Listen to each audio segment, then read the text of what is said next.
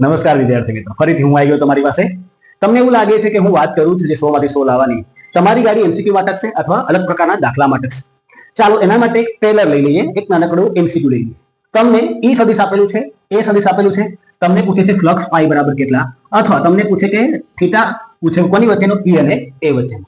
પરંતુ તમે માઇન્ડની અંદર સૂત્ર યાદ કરી બેઠા છો પાઈ બરાબર ઈ એ કોસ થીટા, પાઈ બરાબર ઈ એ કોસ થીટા. પરંતુ તમને ખબર હોવી જોઈએ ઈ એ કોસ થીટા ને કહેવાય ઈ ડોટ એ. તો આપણે ઈ ડોટ એ કરવાનું છે.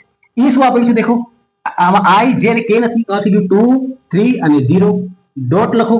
આમાં શું જે અને કે છે, આઈ નથી તો આઈ 0 લખો, 0 2 અને 3. ડોટ ગુણાકારનો સિમ્પલ સવાલ છે.